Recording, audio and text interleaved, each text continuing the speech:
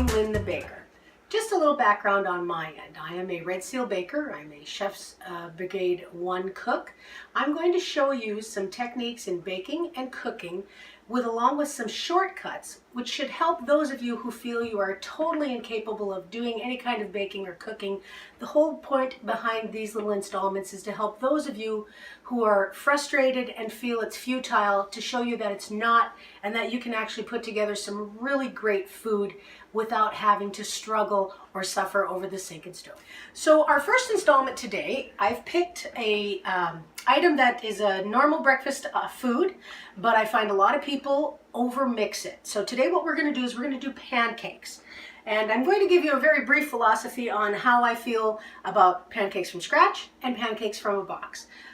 Those of you may have a box that you enjoy, box brand rather, I should say, and they're okay. I'm a bit fussy about what kind of stuff goes into my pancakes. I'm not a big fan of corn flour and cornmeal in that sense. So I find that's a big ingredient in the boxed ones, and it's a taste I don't care for. Also, if you're buying a boxed mix, odds are you're probably going to have to add milk or water. You're probably going to have to add eggs. You're probably going to have to add oil. I like to add a little vanilla and flavoring to mine as well, so that you'd have to add as well. Basically all you get in a boxed mix is your dry ingredients, and then you have to add your wet. Well, for the whole 3 or 4 extra dry ingredients, you might as well do them at home. And my challenge to you is this: for your family or friends or whomever, do up a boxed pancake mix and do one from scratch. Don't tell them the difference and let them decide. I guarantee you they're going to pick the ones from scratch. So first and foremost, we're going to turn on our pan to medium heat. We don't want it really more than medium to medium low. On a dial of 1 to 9, I usually set it about 4, just slightly after. We're going to turn that on right off the bat so that it's ready to go by the time we have our batter done. So basically, a pancake is a quick bread. Even though we do it in a skillet or in a pan, it's actually considered a quick bread because of the leavening or the rising agent that's used in it. So for our pancakes here, what we're going to do is we're going to combine all of our dry ingredients first. So what I have here is a cup of all-purpose flour. You can use bleached, unbleached, whole wheat. It's completely up to you. We now add, I have here a tablespoon of sugar. Actually, I kind of like and prefer brown sugar, but for our purposes today, we're going to use white sugar. There's also a tablespoon of baking powder, not baking soda. There is a difference. And I also have a half a teaspoon of salt. Now, a lot of people wonder to themselves going, why do we always add salt to everything that we have? Well, believe it or not, it really does increase and enhance flavor. If you actually put, and try this, say, take a grapefruit, which tends to be bitter and sour, right? Add just a couple of grains of salt to it and watch how much more sweet it tastes on the palate. Salt is really a flavor enhancer, and that's why a lot of things we add just a bit to, 1/4 of a teaspoon, 1/2 of a teaspoon. It just makes it pop. So I now have all of my dry ingredients here. I'm going to take my whisk and I'm going to mix it up so everything is incorporated relatively evenly. Now you can put this through a sifter if you like, if you want to sift everything together, but it doesn't really require that. As long as you have it relatively mixed up, as you can see what I'm doing here with my whisk. My whisk allows it to go through quite well. So now I have all my dry ingredients. Now basically what you would do is you would add your fat, which in this case is either 2 tablespoons of oil, or I like the flavor of butter. So what I've done is I've added maybe a half a teaspoon of oil to 2 tablespoons of butter. So now I'm going to have a nice butter flavor, plus I'm also adding my fat to it. So I have that here. We'll put that in. Waste not, want not, my mother always said, so I have a tendency to clean everything down to almost a ridiculous point. I've got 3/4 of a cup of milk along with 1 egg, just so I can add it all together without having to do it all separately. I'm going to break my egg into my milk, and this is just a shortcut that I do. I like a little maple flavor on mine, so I'm going to add about a half a teaspoon of maple extract. If you're not sure how to do it, please measure. I've been doing this long enough. I'm pretty used to it. I'm also going to add about half a teaspoon of vanilla. I make my own vanilla. We'll do that in some other installment. Now you can take that and I can add it all to my bowl here. We have our mixed or sifted dry, if you will. Here's our wet. Break up that egg yolk so it gets incorporated. Now here's the trick. A lot of people want to do pancake batter so that it's nice and smooth when they're mixing it up. Well, that's where you fail. Pancake batter, as a quick bread, is designed to be a little lumpy. When it bakes, you don't get those, or when it cooks, I should say, along with some baking too. Now you can see here, there's a fair amount of lumps. I'm only going to give this a little more of a mix, just to make sure my flour is completely incorporated. You can see it's still lumpy. I'm not going to mix that any more than that. Otherwise, what happens, just like with any other quick bread, biscuits in particular, if you overwork them, they get tough, and they're not this light, tender, flaky item that you're used to. And that's because people overwork it. Pancake batter is exactly the same thing, just a little different. I'm going to add a little bit of oil to my pan here. Not much because my pan doesn't need it. I got a nice heat on that, as I can see. You don't want to cook this over too hot of a temperature, otherwise you're just going to burn it. Now this is a little stompy.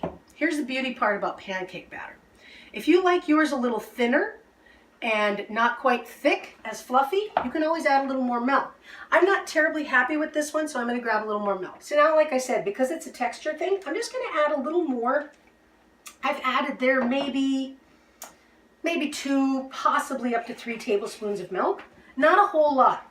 Always work in slow or smaller increments, because if you add too much right off the bat, you're kind of done. And of course, I don't want to overmix this any more than I have to. See, now that pours a little bit better. I like mine a little bigger, thicker, and fluffier. So this pours a little better now. Get that out of my way. So basically at this point in time, all we're doing is we're just waiting for it to get nice bubbles on the top of the pancake. When you get those nice air bubbles and they start popping and developing at the top, that's when you can then turn the pancake. So we let this sit for a second or two, well, more than a second or two, probably a minute or two. Now, because my batter was a bit thicker, and that's the way I like it, I don't develop quite as many of the bubbles on top as you would, say, with a thinner pancake batter. But as you can see, this is beautifully golden brown. Beautiful pancake color on that one there. All we need to do is let this sit for maybe another minute or two, and it should be completely cooked through, and you have a wonderful pancake here that you made yourself, that you can do for your family or friends or whomever if you want to, without any hassle. And honest to God, when you are doing a boxed one, you just get nicer flavor. It's better. I still say take the challenge, do the boxed one, do the ones from scratch. You'll be surprised yourself.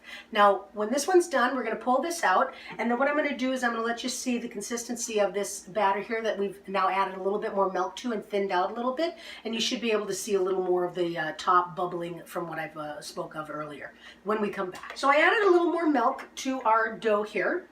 Batter, actually, if you will. You'll notice it's still slightly lumpy, which is what we want, but now I have a little better of a consistency for pouring.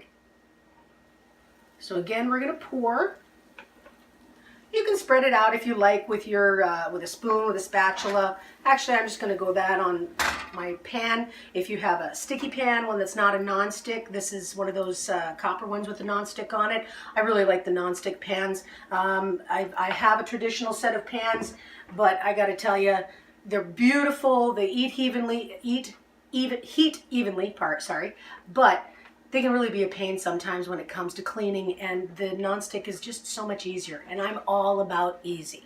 So the last batter that we had didn't quite bubble up as much because it was a bit thicker, but you'll notice here that I'm getting a lot more bubbles coming on here, and as they open and release the carbon dioxide that you're getting from your leavening agent with the baking powder, you are now going to get a few more of the bubbles, and they're going to almost have like a dry quality to them once it gets to the point where the pancake actually needs to be flipped.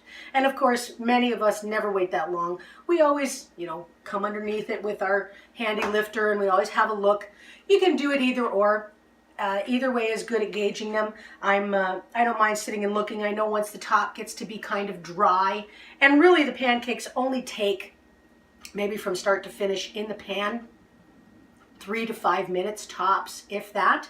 So this is getting to the point here now. You can see I'm getting more and more little bubbles that are breaking their way through. I just want to give it maybe 15 more seconds or so. As you can see, more and more bubbles are happening. That's a good thing, because then that means our leavening agent is working. And the more bubbles we get, actually the lighter and fluffier the pancake we get. So I'm going to have a quick look here. Yeah, I have a nice golden brown. See? Now again, we're going to let this sit for maybe another 2 more minutes, and it should be completely cooked through. That'll give me plenty of time to inform you what our next installment will be. Since we started with pancakes, what I'm going to do for our next installment is I'm going to do Johnny cakes, which are actually a cornmeal based old style kind of flapjack. When you hear the term flapjack, I know we often think pancakes, but they were actually the cornmeal Johnny cake that is more familiar with the Old West and things along those nature. So like I say, about a minute or so here. If you liked what you saw here today, if you do need the full recipe, I will reiterate it here for you. It's also going to be below. And if you do like the pancakes, or you like what you saw here and found something useful, just like it and share it, and we'll see you for our next installment of Lynn the Baker.